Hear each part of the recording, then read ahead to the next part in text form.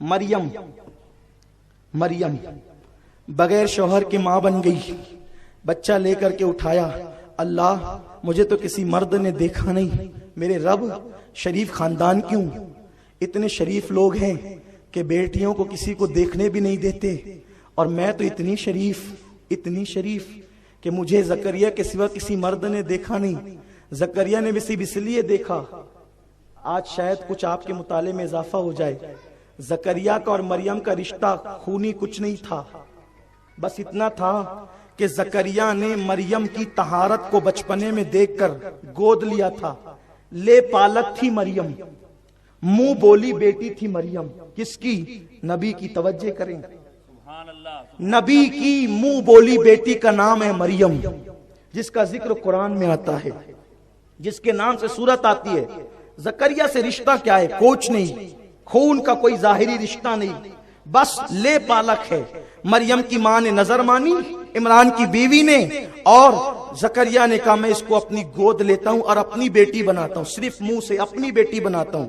اتنی پارسا تھی کہ جو منہ بولا باپ تھا بس اس کو اپنا چہرہ دکھایا، اس کے سوا کسی نے مریم کا چہرہ نہ دیکھا۔ بچہ پیدا ہوا مریم کی ناف سے، تو اس وقت مریم نے، اللہ اکبر، مریم نے بچہ ہاتھ میں اٹھایا، اللہ اسے لے کر تو جاؤں گی لیکن بتاؤں گی کیا کہ مجھے کسی نے چھوا نہیں، کروں کیا؟ تو اس وقت رب نے فرمایا تو چپ رہنا، سارا کام اس بچے کے ذریعے آسان ہوگا۔ لیکن ابھی بچے کو لوگوں نے دیکھا دور سے، تو جو خاندان کی عورتیں تھی، مریم کے خاندان کی عورتیں، شریف عورتیں تھی، وہ بے قابو ہو گئی، اس لیے کہ خاندان کی کوئی لڑکی غلط قدم اٹھائے تو سب سے زیادہ آبجیکشن عورتوں کو ہوتا ہے کہ اس نے ہماری برادری کو، عورت برادری کو اس نے بدنام کر دیا۔ عورتوں نے آستین چڑھائی، اور بچہ جب مریم کی گود میں دیکھا تو مکے بنائے، اور مکے بنا کر ابن عباس کہتے ہیں، مفسرین لکھتے ہیں کہ مریم کو مارنے کے لیے جیسے ہی خاندان کی عورتیں محبت کی غیرت میں دوڑی، ان کے ہاتھ مفلوج ہو کر کے نیچے کو گر گئے، کسی کے ہاتھ مریم تک پہنچ نہ سکے۔ توجہ فرمائے،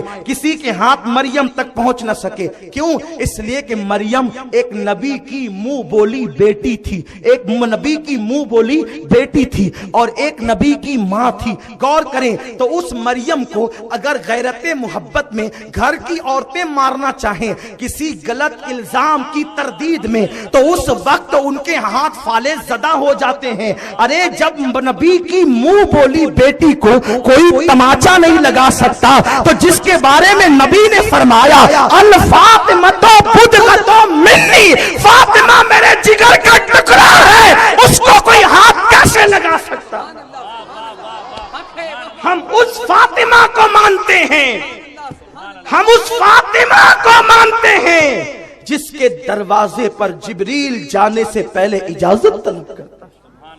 آپ تو حضرت عمر ابن خطاب کی بات ہی چھوڑیے، کوئی فاطمہ تک ہاتھ بڑھائے اس کا ہاتھ سلامت کیسے رہ سکتا ہے؟ یہ جھوٹ ہے۔ اچھا ایک بات اور بتاؤں، ارے جب کچا بچہ گر جاتا ہے، جب بچہ کچا گر جاتا ہے تو کیسے پتا چلتا کہ یہ بیٹا تھا کہ بیٹی؟ سینہ پیٹنے والوں سے میری گزارش ہے کہ 1450 سال کے بعد یہ تم لائے کہاں سے کہ محسن پیٹ سے گر گئے تھے؟ ارے جو بچہ پیٹ سے گرتا ہے اس کے بارے میں پتہ ہی نہیں ہوتا کہ وہ بیٹا ہے کہ بیٹی، اور تم نے نام بھی رکھ دیا ان کا، تو پتا چلا محسن پیٹ سے نہیں گرے تھے، محسن پیدا ہوئے، رسول پاک نے ان کے کان میں اذان پڑی اور اس کے بعد ان کا وصال ہوا۔ یہ ہے تاریخ، یہ ہے تاریخ، یہ ہے سچائی۔ ورنہ یہ بکتے ہو کہ محسن فاطمہ الزہرا کو مار تو کوئی نہیں سکتا۔ آپ کو بتاؤں، جس کو ملک الموت کہتے ہیں نا، ملک الموت، وہ بھی فاطمہ کو نہیں مار سکتا۔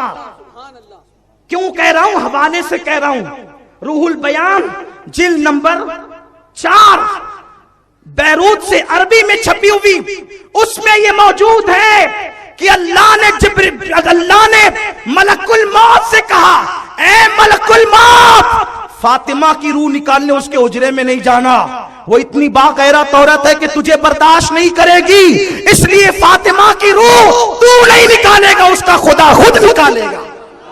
یہ فاطمہ الزہرا ہے، یہ شان فاطمہ حسنین کی امی کی شان یہ ہے۔